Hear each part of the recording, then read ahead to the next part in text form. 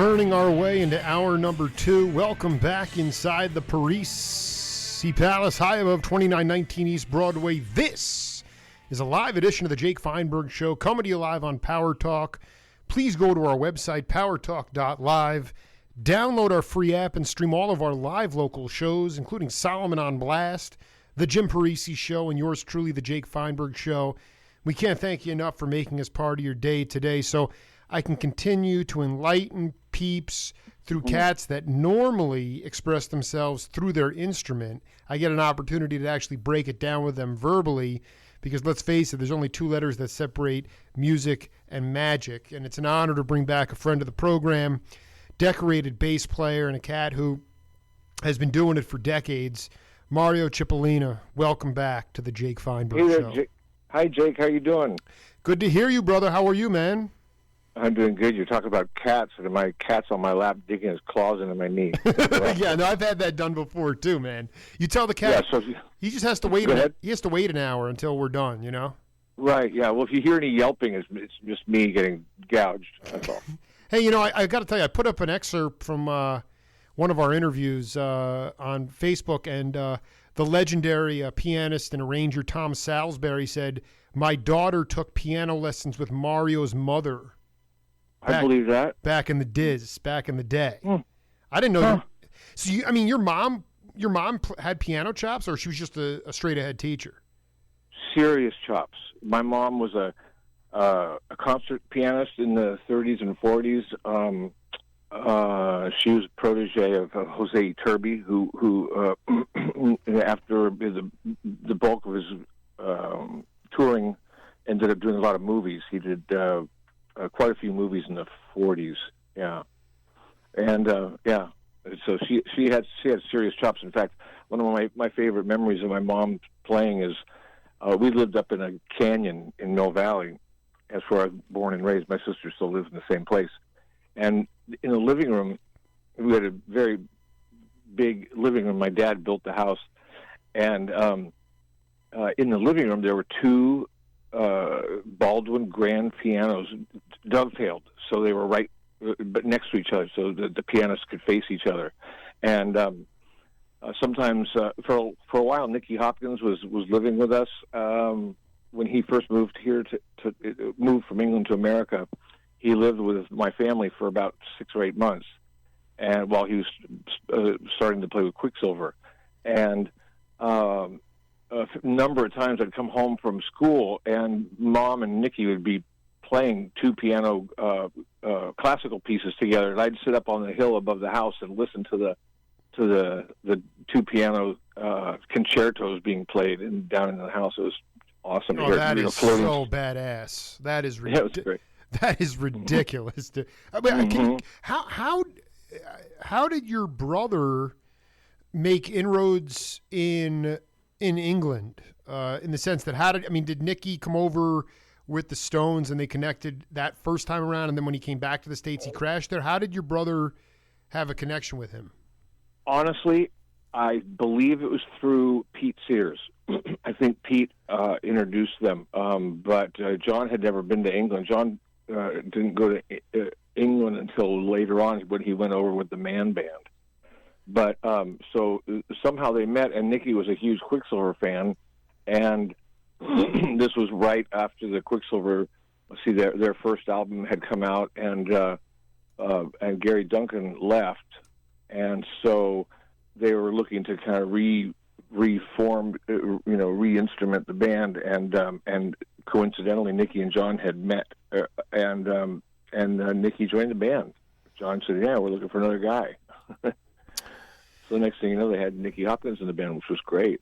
This is and your dad was a carpenter essentially. Your mom was a pianist. I mean, your dad was a builder. Actually, no, my dad wasn't. He originally he was a sea captain when he was in Italy, but when he came to America in the 40s, late 30s, he started a water softening company and made a bunch of dough doing that, and then moved to the West Coast. And what his career when I was a kid growing up, and the whole time we were, I was his.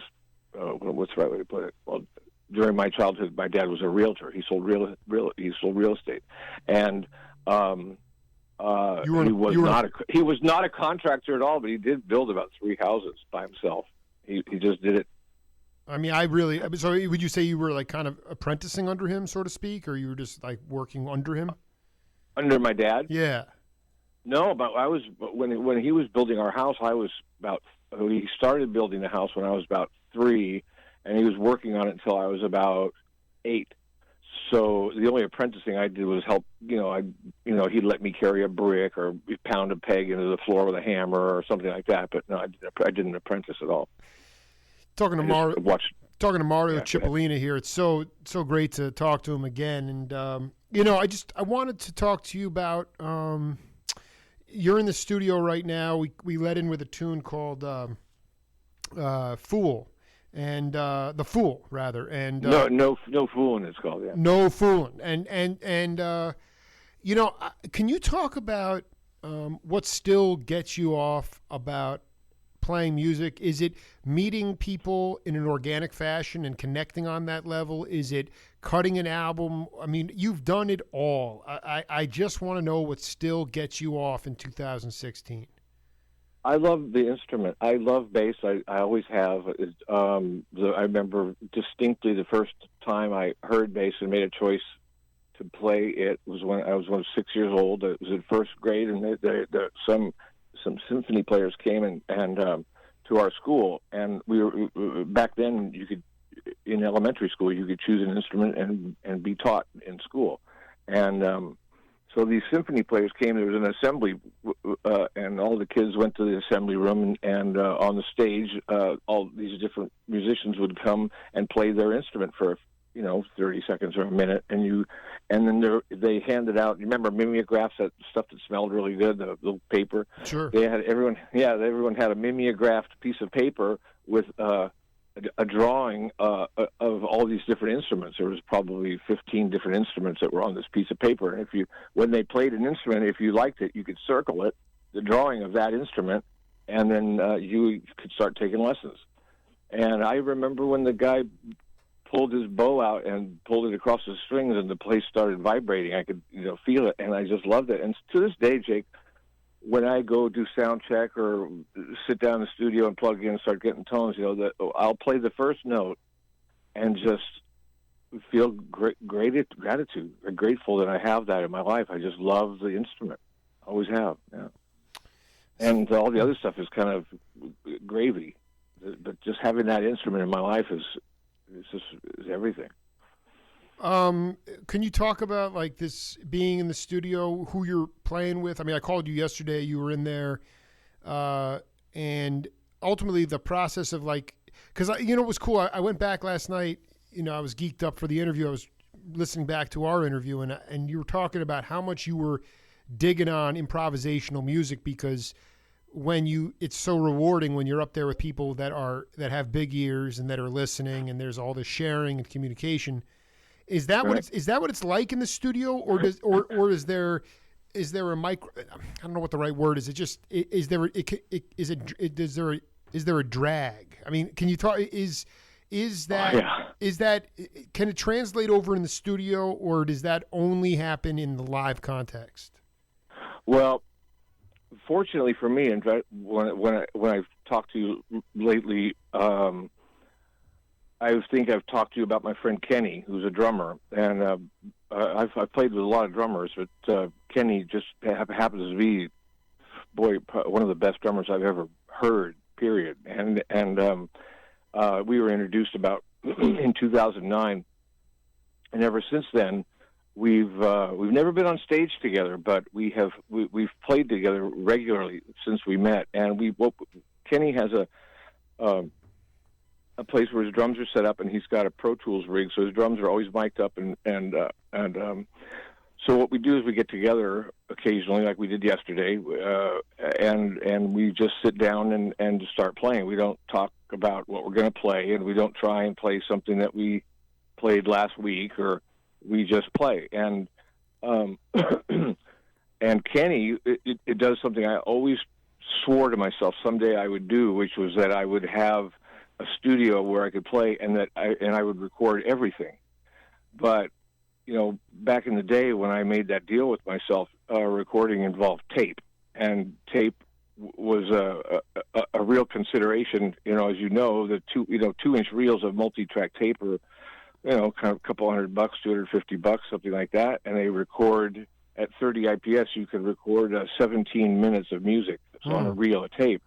So recording multi-track, when I made this deal with myself, was an expensive proposition, and even making all the news albums, you're always, one of the things when you're recording was always, how much tape do we have left? Was that take good enough? Do we want to save it or not? You really thought about whether you're going to keep a track or not, because you're using up tape. But now, with everything going to hard drives, you can record limitless, amounts of information. And so Kenny and I always record. We've got hundreds of hours of us jamming, and just because we can. And so that's probably the only time I can tell you that I feel that I've been in a recording environment where I feel free, because we always record and we don't really even think about it anymore, and we just get together to play, and Kenny just always pushes record before we start, and he pushes stop when we're done. And other than that, with recording, it's pretty much the polar opposite of that. Generally, recording is there's a lot of technical considerations. Generally, there are I hate to say it, but there are somewhat commercial considerations that involve that are part of the equation, and therefore there's a lot more time spent thinking, planning, making choices. And so it is generally, by my experience, generally recording is not a free environment. It's work. There's a lot of work involved.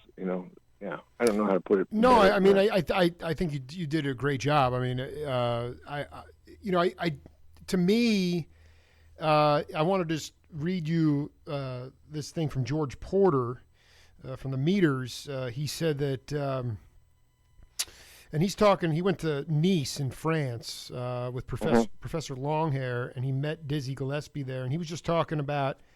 He said in the jazz community, a backbeat, he's talking more bebop and post-bop, but in the jazz community, a backbeat wasn't as necessary because the snare drums were playing quarter notes, kind of a free kind of thing.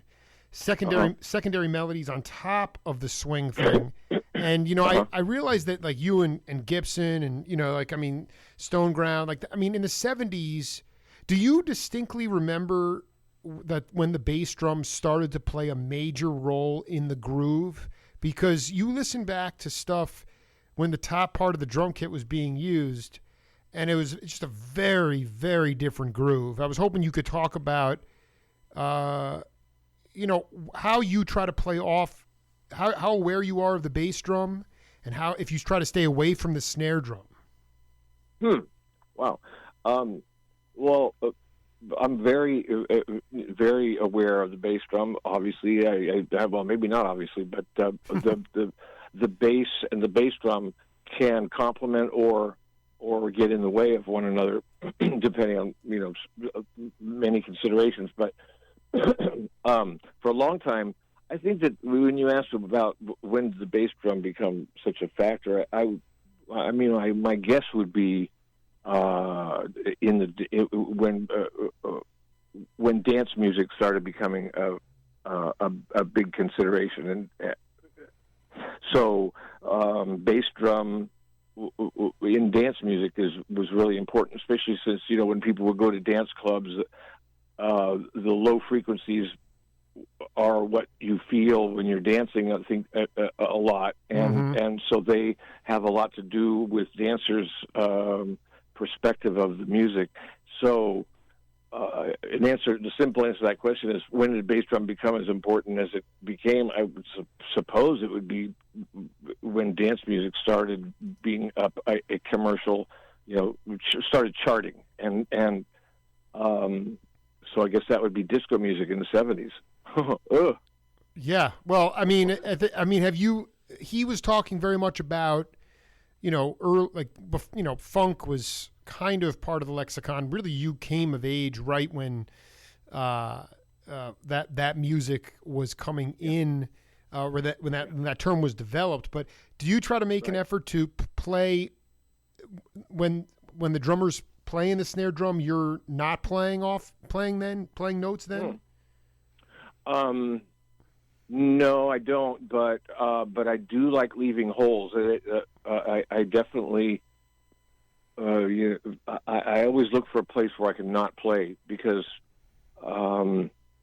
there's as much of an impact from a note that's missing as there is, I think, as a note that's there.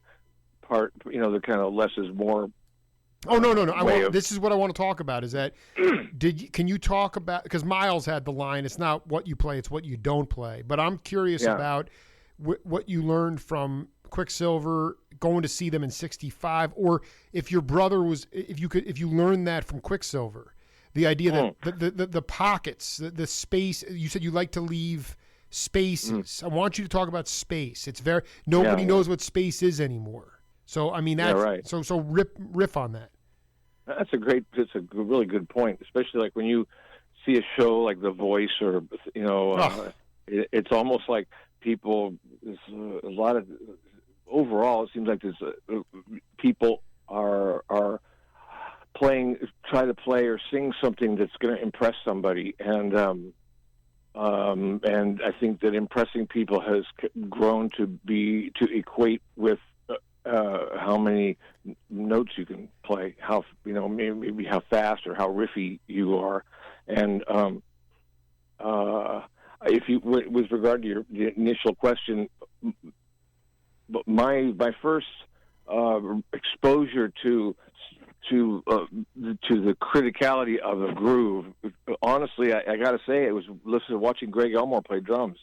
The drummer for man, dude, a man of few words, but man, talk about. Right. I interviewed him, but tell me about it. What were you seeing? Well, I was when they starting up. I started that band when I was probably 10 or 11, and soon thereafter, our family started going to shows, and one thing that caught my eye was the Greg Elmore would it looked like he was in a trance when they played.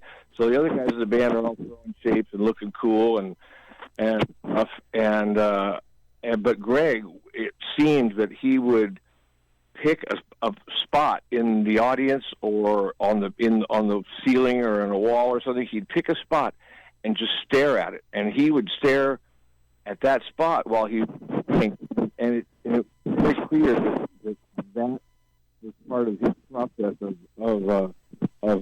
finding a spot and sticking with it. And I'll never forget that. In fact, I think to this day I still kind of do that to some degree. People think that I'm mean or kind of a tough guy thing when I play, because I a lot of times I'm pretty still, but I remember seeing Greg stare and just focus, and I still do that. And he was back in the day, other bands and drummers, a lot of drummers rush. I don't know if you're aware of that, but a lot of drummers tend to push the tempo forward. They'll come out of a fill a little bit ahead of where they started, and and Greg was a real freak about keeping the pocket where finding the groove and staying there, and not letting it rush. And I think that when he was staring, as I recall in conversations, I remember him saying that was kind of part of how he would be focused on the groove and keep it there. And so Greg and his playing and some of our conversations when I was a kid were a big part of my reverence for the pocket. Yeah. I could talk about this for 5 hours, right? This is unbelievable. Really? Well, I mean, this is all I talk about. I got this. Sonny Fortune. I got this quote here. He said Rashid Ali. Did you ever see Rashid Ali, by the way? I don't think so. I wish I had. He played, yeah. No, so Rashid and Ali, he said, this is Sonny Fortune, the great horn player. He said, we traveled as a duo. We traveled the world. Two of us would play one tune for an hour. The thing that was so amazing to me was that most of the time I had no idea I was playing as long as I was playing. We weren't playing avant-garde, even though that's what he was associated with when he played with Coltrane. I didn't want to play avant-garde. We were playing form. He was keeping time and I was keeping form. We never abandoned that. But one of the things I found that I never could answer was, what were the people listening to? One of the things I found in myself was that tick-tock time had no relevance. Sometimes I'd play for 25 minutes or a half hour and wouldn't even know it. I thought I had been playing for maybe 10 minutes. I never experienced that with anyone else I worked with because I never had that kind of space. So, I mean, is that stuff that you can go in today with the drummer? I forgot his name, but is that the Kenny? With Kenny, I mean, do you lose sense of tick-tock time when you are just cooking the groove? Absolutely. That's one thing I really like about playing with Kenny is that I never have to think about the pocket. It just happens. It just so happens, and it's funny in 4/4. That's a real kind of no-brainer thing. People would think, but within that measure, there are subdivisions of time, just like everything else in life, and within that one beat, there are different locations that are audibly still within that beat, but that are on all different sides of the beat, and different people have a different feel for where those how that time is subdivided in their heart, in their mind. And Kenny and I just happen to have the exact same genetic predisposition for how time passes musically, not TikTok time, but music time, I never have to think about it. I can't tell you how many bands I've been in where I loved the music and hated playing with the band because the drummer was pushing or pulling all the time, and it was a constant fight. And we're talking, we may be talking, we're definitely talking milliseconds of time, but those milliseconds being can be a struggle depending on who you're playing with. And so Kenny's one of those rare combinations. Not only does he have an insanely solid pocket that just coincidentally is right in sync with my pocket, but he's got all the chops in the world, and he also has great ears. He listens like nobody else I know. Yeah, so I feel pretty fortunate to have that in my life. Yeah. I tell him some kind of groupie, because this is always the best part of my day or my week or my month when I get to play with you. It's like heaven. No, because I've talked to enough people in rhythm sections. Like I've been grooving with Tom Coster, from Santana, and he was like talking about, there's nothing more painful than the push and pull of a rhythm section if it's not in sync. And if you were talking to cats anywhere in the world, Mario, obviously it's about forming a relationship, but if people are like genuinely interested in creating new vocabulary in music as a rhythm section, and they don't have, as you say, the predisposition towards the same feel, then how can they cultivate that? What are the ways in your life as a test case where it didn't sync up right away, but through what it eventually it got to the point where you when you got there? Man, I'll tell you, I don't want to name names. Yeah, it's fine. You don't have to do it. But what's that? You don't have to. We'll save that for the book. No, I'm kidding. Go ahead. Yeah, right.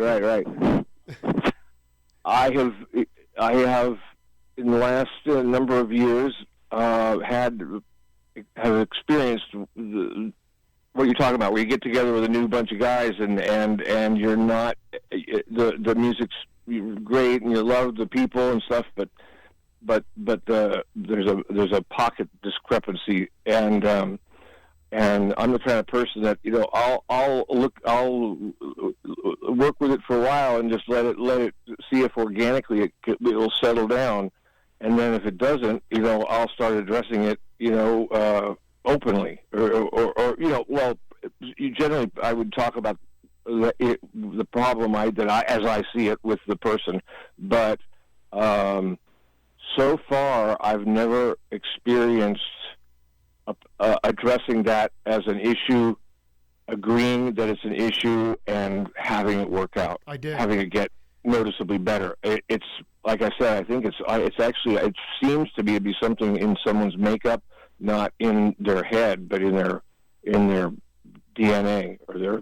That sounds corny, but no, I know. I mean, this is really. Did you used to talk about this with your brother too? Because what you're really saying is don't waste your time. I mean. Well, it depends on. First of all, it depends on how bad it is, how big the discrepancy. It really does depend on how big the discrepancy is. How much you're getting paid to do it is a factor. I mean, let's face it. It's work too. It's true. So it's not. All of this that we talk about is not strictly artistic considerations.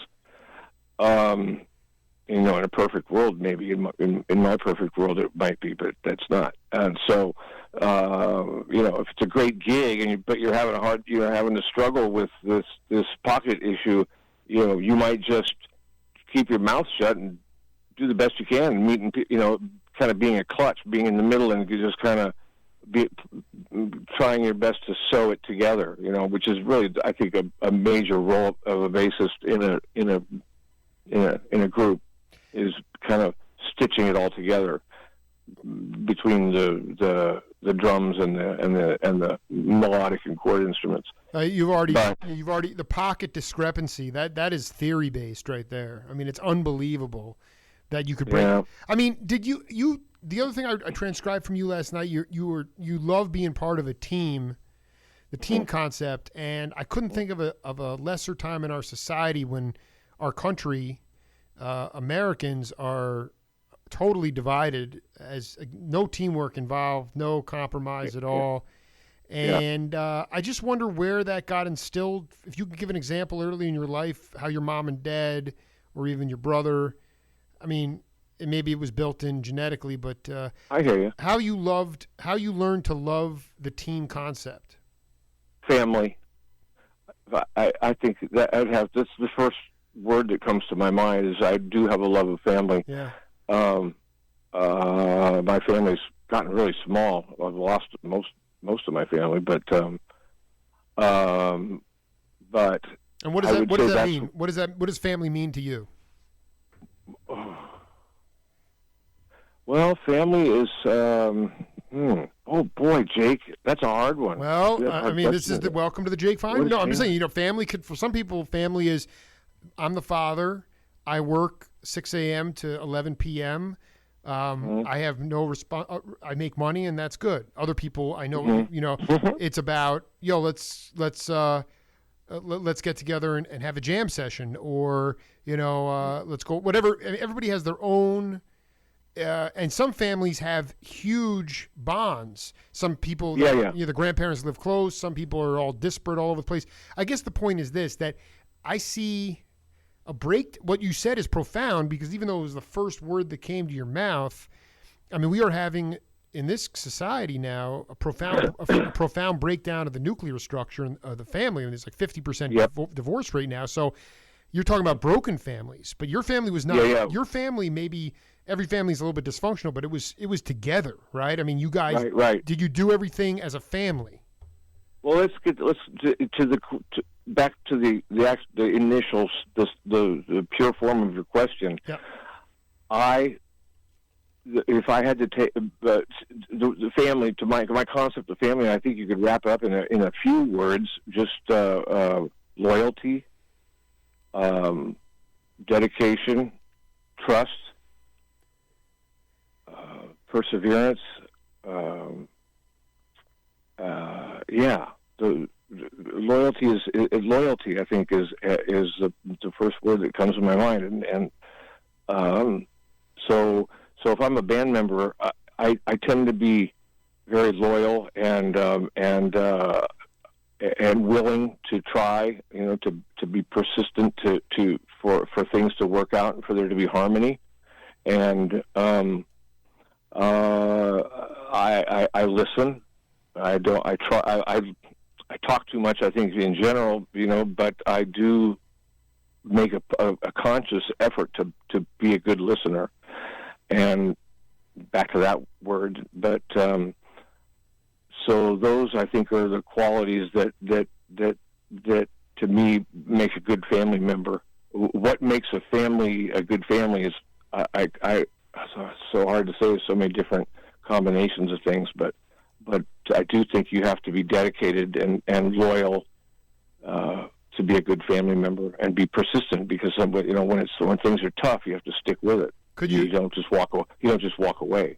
Could you give an example from your upbringing of loyalty and not walking away when something was clearly hard and easily quittable, Well, I've seen like anybody, I've seen my parents have their struggles, but but they never broke up. Right. So I did. There you go. Yeah. So just for the record, it's been it's been documented, but we can't document it enough because people are finding their own reality based in society now, their own truths. And Mario Cipollina had a wonderful collaboration with the drummer Tony Williams, and I wanted to read you something from my third interview with Stanley Clarke, and then I just want you to I want your opinion on it. Please, I would love to hear it. Yeah, he goes, the title of this excerpt is "Be Stronger Than Me" by Stanley Clarke. Be stronger than what? Be stronger than me. Okay. Okay. Tony Williams, quoting Stanley Clarke, Tony Williams really helped me a lot because Tony used to give me pointers based on his experience with Ron Carter.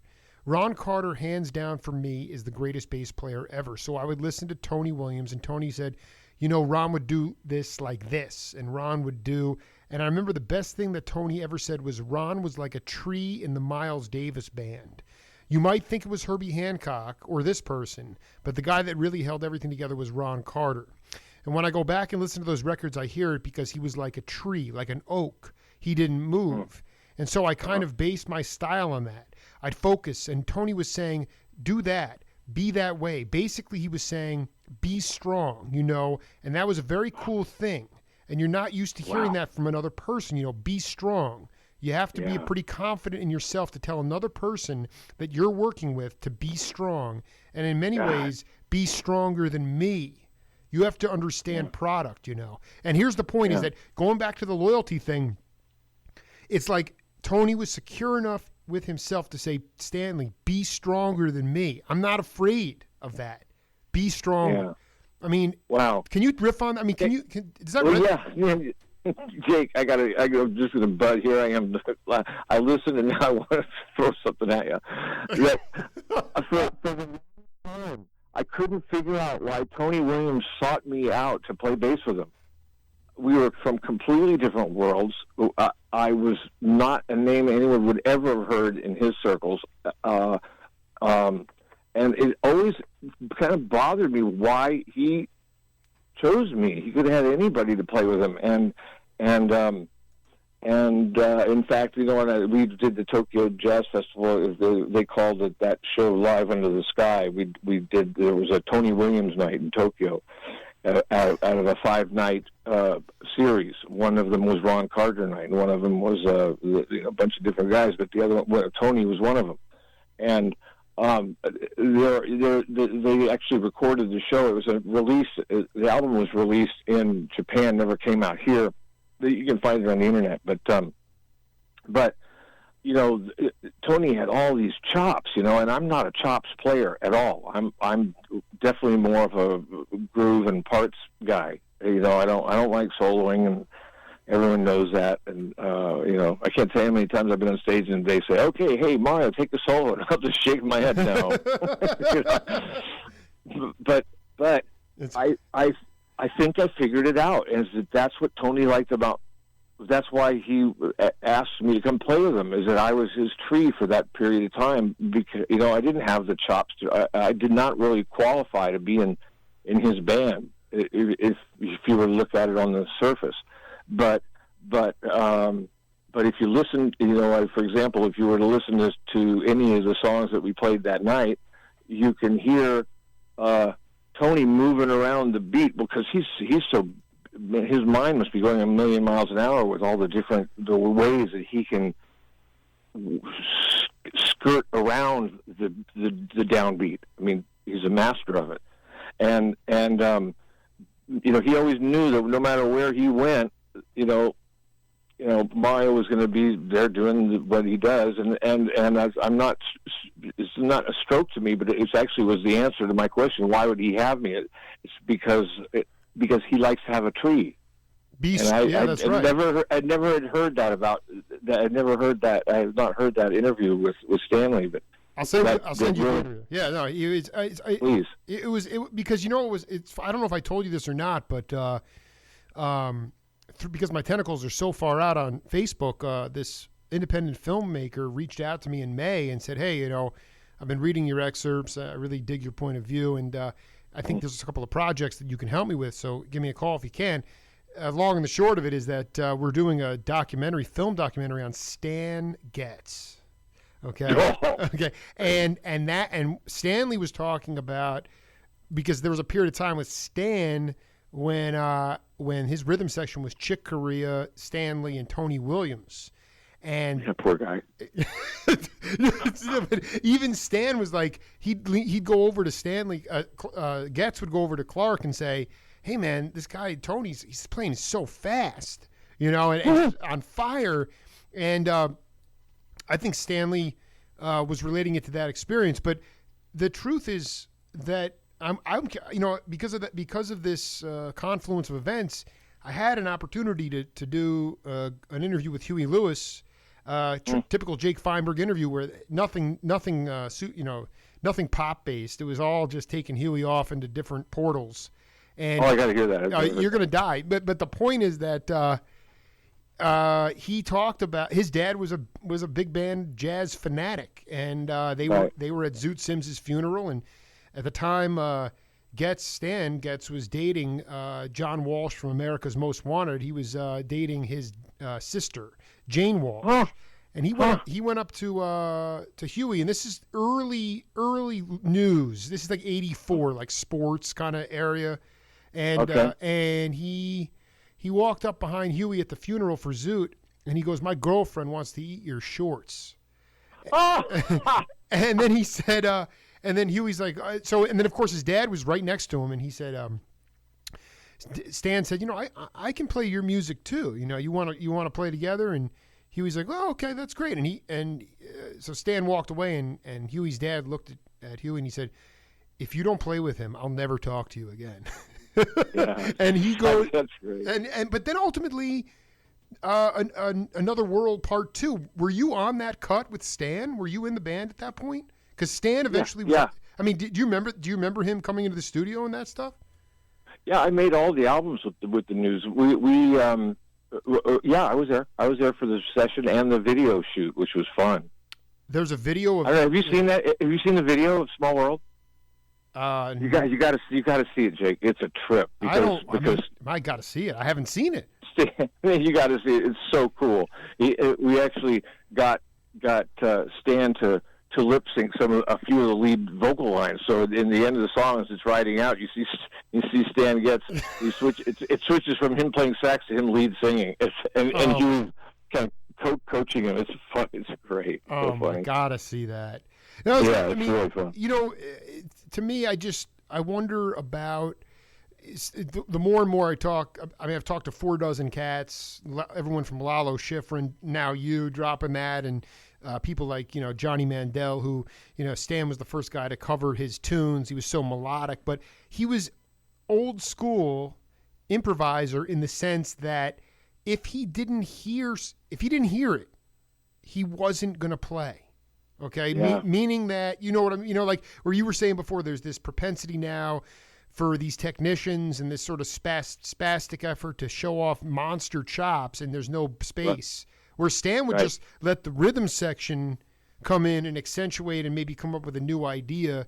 Do you try to get at those old school improvisatory techniques with bands that you're in? Where, I mean, not you per se, but I mean, I go back to this be stronger than me. The idea of taking a younger cat and saying, listen, man, if you don't hear it, you don't have to play. Like you can let us either finish an idea or start a new one. I mean, do you find yourself doing that? I think my version of that with recording a quote unquote pop song or whatever would be I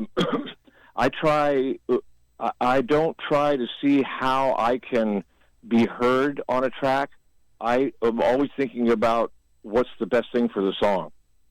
You know, what does the song want? What does the song need? How can I help the song be more true? That's all. Whereas a lot of people are trying to think, how can I get myself heard in this track? That's not my primary goal. My primary goal is to help the song live. That's it. Serve the song. It's about, well, in that instance, yeah, it's about the song. When I'm recording a pop song or, just a song, if it's a song, it means they're singing, which means there are words, which means there's a message. And, the first thing I think is make sure I'm not getting in the way of that. I'm not getting in the way of the melody. I'm not getting in the way of the point being made. And then, two, what could I do to help that song be heard? What can I do to help that song live its best little life, So there's a combination. One of them is not detracting from it for sure. And then two is what could I do to help the song breathe and live? Yeah. That may seem esoteric, but no, I mean it's a selfless individual, Mario Cipollina. I mean, this to me is like, can we just go back? Can you talk about the band that the last time we talked, you were talking about the True Summer of Love, which was 1966. And the band that you were in at the time that was the attitude that you were trying to come up, it was that kind of attitude on the bandstand. And I'm just curious about how that's developed over time, because, I mean, yeah. Go ahead. Well, it developed a lot because initially my earlier bands when I was a kid, I didn't. It wasn't. I was learning to play, and I wanted to make parts that were challenging. So I don't think I wasn't really that aware of the life of a song, and I was thinking more about how good the pot was and stuff like that, and I was thinking about how can this song work for me to play better, so it was definitely much less selfless. If you listen to any of my early, like Soundhole or any of that kind of early stuff, which I don't know how you'd ever find it, but I played a lot more notes, and I was not as much of a pocket player as I am now, and so my goals were different. Not that I thought of them as goals at the time, but if there was it wasn't so much showing off, but I wanted to see what I could do. I wanted to see what I was capable of. Yeah. Was it because of most of the bands that you were working in were adults, and you felt pressure to show them that you belonged? Well, in those instances, when I was working with other bands, that what I just said is not a statement towards that. Okay. More towards my own bands. Sure. My bands with my peers, the guys I was playing with then, one of which was Bill Gibson, and because we started playing together when I was 15, but So when I was playing with like Stoneground or one of my brother's bands or whoever, Van Morrison, for example, I was much more preoccupied with doing the best work for the, call it a client. I didn't think of it as that at the time, but for the band leader or whoever's stuff it was.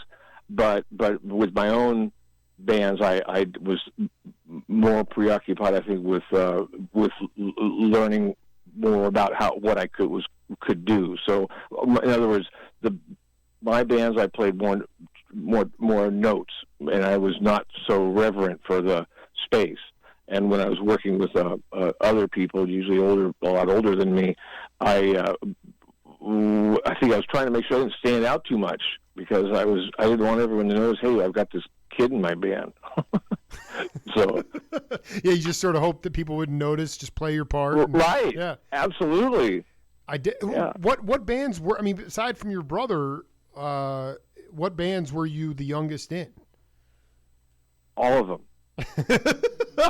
Good answer. Even the symphonic band that started when the conductor's baton started to look like a fan blade because of yep. Always the youngest.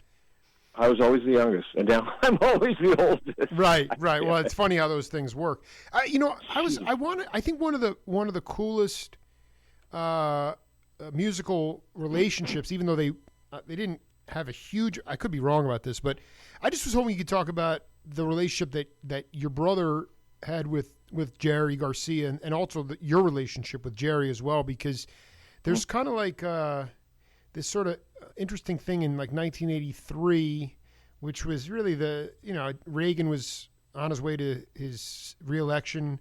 A lot of that era that we have been focusing on, that you've been trying to channel, that late 60s period, was clearly being punctured and deflated. And I remember there was a show from the Greek Theater, and your brother came out on stage next to Jerry, and not too soon after that, your brother passed away. But I think your brother was a huge inspiration to Jerry. Am I right about that? Yeah, I think so too. Yeah, I think so too. I think he was an inspiration to a lot of guitarists. Yeah, but I mean, go ahead. No, I guess how did they?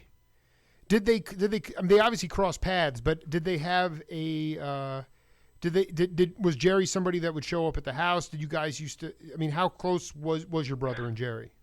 Yeah, no, they didn't. There wasn't, a buddy, like, fall by the house, hang out all together all the time. But it was definitely a mutual respect thing. Yeah, and they when both of those bands were starting, they just happened to end up living next to each other. Well, first of all, they lived in the Haight, and then they ended up.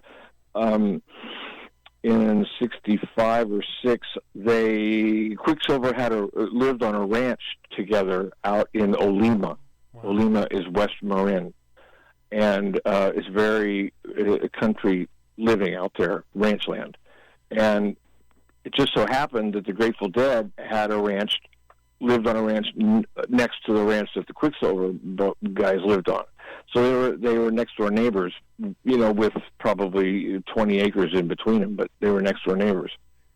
And they used to have in that time, from the stories I've heard, it was like two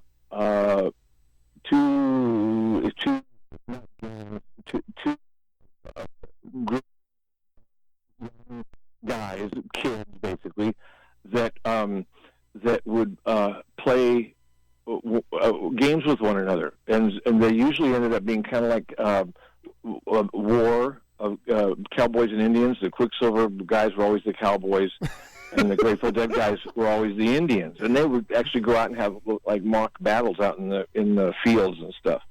And point being, they were neighborly. It was like neighborly, mutual respect, mutual admiration societies.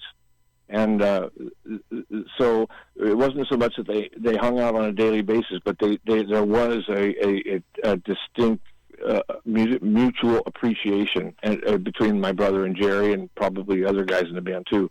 But John really respected and admired Jerry's playing. And obviously Jerry did, because later on, when John was no longer a band member, kind of lost his band, the Dead guys always made a point of including him, which I thought was so great, really. Very, really, in hindsight, just touching as hell. That so they would touching, seek him. so because they isn't it? I think it's so freaking cool, because you know what? Yeah. They recognized who they never forgot who inspired them. As much as I think your brother. It's possible. Like Neil Cassidy was a major influence to the Dead, and I think your brother was in a different way. Because here's the thing: I just did two interviews with the legendary new writer David Nelson. And he talked. He literally talked about. I think also I think the Dead saw that your brother had monster stones, because these guys. You can correct the record. You may not totally remember from '65, but Nelson was saying when Jerry would take so much flack from producers to say, or people saying, hey, you're gonna make more money. Can you just play this cover tune? Can you play this? The audience will recognize this. And he'd say, What is it good for? Right. Ultimately, it was like they started playing for go-go dancers, and then ultimately they'd play one song that would become very improvisational and very stretched out, and then eventually, when they got to the Fillmore, they started to do that a lot. And what Nelson was saying was he would sit behind the drums, he would sit behind the amps, and the audience would leave in droves. And he would look to people and say, look, they're leaving in droves. But he said, what courage for Garcia to do that. And I think your brother did it too. I think your brother, I very much believe that these guys created something that was completely new. There was and I want you to riff on, better than me, but I mean, the fact that your brother, I guarantee that there were gigs that Jerry and your brother looked at each other and said, We're doing it. We're doing what we need to do. I mean, I don't care if everybody left, That's great, Jake. Great. That's a great awareness. It's so true. Yeah, and with John, you could add to that he loved volume, and unfortunately, I have the same makeup. I'm deaf as a post because of it. But how many people do you think out of sheer suffering had to walk away from the front of the stage where John was playing because of the damn amp stack that he used? No, I'm serious. That thing was deadly. It was deadly. Just put me. I would have been marinating in it, but a lot of cats probably freaked out. Oh, man, it was harsh. What did that? Can you paint the picture of what that rig looked like? Sure, I know exactly. So what John had the first tri-amp guitar set. I don't know if anyone to this day has a tri-amped guitar setup where you have a dedicated set of amps and speakers for each frequency range. So John had, for the low frequencies, he had two Standell Imperials, which are they're not extremely powerful, but for the time they were, and they were also importantly they were solid state amps. Solid state is a much faster reacting to transients, and so he had four 15-inch speakers for the low and probably 500 or 800 watts for the low frequencies, and then he had a twin reverb on top of that, which is a Fender 212, and that 12-inch speakers, and that is a tube put on a couple hundred watts there, and that was for his mid-range. And then for the high frequencies, he had a dual Showman amp top, which is just the amp without speakers, hot rodded also by Healy, that put out another couple hundred watts, and that powered 6 Wurlitzer high-frequency drivers with trombone bells attached to them. So on the top there were 6. They looked like trumpet bells, but actually they were trombone bells. And John had he also was the first person to have a pedal board. He really made it for him. It was a big, it's at the Hall of Fame. I don't know if you've seen pictures of John's rig at the Hall of Fame, but you can see his pedal board there. And it was a big aluminum box. It's out on the floor with I think it had 5 or 6 push buttons on it that you could step on with your foot, and above each switch there was a light, and the lights were actually tail lamps off of a 34 Ford. And yeah, and wait, hold on, I want to be clear. I just want to, you're saying he was like out of all the classic cats, he was the first to have a pedal board. Absolutely. Absolutely. Okay, this is so great. Okay, continue, please. Yeah, absolutely. And on the right-hand button, yeah, because he had that in 67, 66 maybe, 67 at the latest. And on the right button, all the lights were a different color, for each button, so he could see from a distance what was activated and what was not activated. And the right one, the color of that light was red, and that was the one that turned the horns on. Yeah. So when he would hit that thing, this 200 watts going through these high frequency drivers with the trombone bells. And it would just go from painful to life-altering. Really, just scary. Maybe that's scary why. loud. Maybe that's why Elmore had to just focus on something. Maybe just to keep himself straight, dude. He was probably just thinking, God, I'm glad those things aren't aiming at me.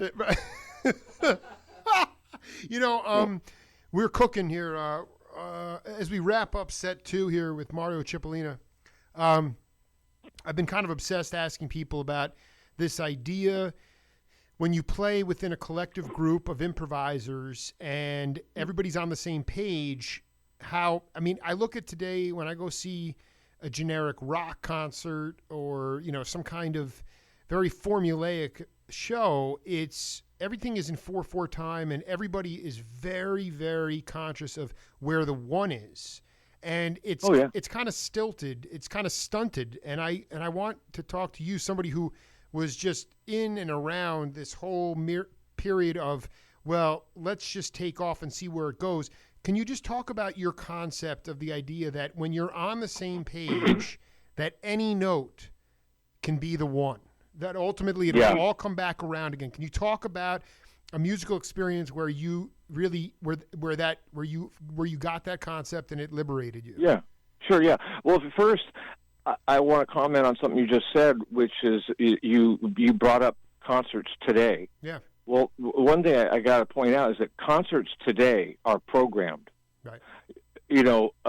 Everything is programmed because for the most part, so the bands have to work around the fact that the technicians are all working off of equipment that works by time code. I don't know if you're aware of that, and maybe a lot of people may not be. Well, we need to talk. I need to. This is really important. Actually, we'll save the one thing for next time. We don't have to dwell on it. But my no, I want to. This is important. Yeah, it is important because you can't get on the stage today easily and change the set order, because all the technicians, all the equipment is all geared for, you give a set list to the technicians and they program and they set their gear for this song to be followed by that song, because the lighting cues are computerized. The sound equipment, the PA stuff is a lot of it is run by computer, and big changes occur from song to song that no one person could possibly make those changes in that amount of time. So computers are used, and which means that you can't have this feeling that you really, another song would be better for this moment in the show and change that. You can't do it, because the whole technical rig would fall apart because no one could. It just doesn't happen. People don't make those. This is fascinating. You're telling me there are bands, even the bands that have total street cred, they're still hooked up on the computer. They can't break it. Bands with street cred. Well, we're talking different shows. We're talking concerts. When you say concert, I'm thinking concert like 100 large theaters up to arenas. Sure. So anybody who's playing those places, well, take a walk backstage. Look at what kind of gear they have. It's computers. All those banks of racks of things. It's not just power amps. A lot of it's computers, and garbage in, garbage out. Those computers need to know what they're supposed to be doing. Yeah, right. No, bands with street cred that are playing like theaters and smaller may not use that many computers, although I would say many to most bands, even doing smaller places, are using computers. The guy at the bar down the street is not encumbered that way. However, I've seen many bands playing bars that are using computers and really can't change song orders without causing a problem one way or another with the computer setup. It's very, very, very common and well performance. Computers are. Yeah. Well, we're talking to. I mean, clearly he doesn't think he is, but he is a sage. This is really fast. You have been on fire. I'd say the last 25 minutes.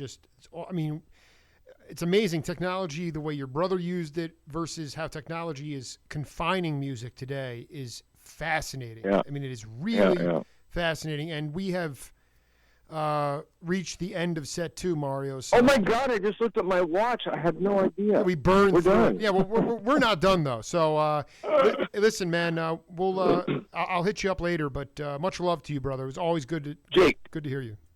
Yeah, let's talk later today if you have any time. I'll call you soon. Yeah, we'll do it. All right. Thanks. Yeah, Thanks, everybody. Okay, later. cheers. Bye. Bye. A couple of monster bass players. A younger cat, Oteil Burbridge, who is declared himself a radical today, which is fascinating, and I love it. And in his own mind, another cat who continues to increase vocabulary of melodic improvisation. A dear person, great human being, Mario Cipollina. Very exciting show, and we got another. I'll be in next week for Thanksgiving. Much love to everybody, and we'll see you on the other side. Peace. I've been playing blues for quite a while. I've been around the world a few times, but I don't understand. I just like to play the blues. It's not all the money that I want. I just like to play the blues. And I'd like for everybody to get together and all of us play the blues. Let's have a good time. Because blues is where it's at. I'm telling you, I love it. I can't help but play it. So when you wake up in the morning, You're on a gig.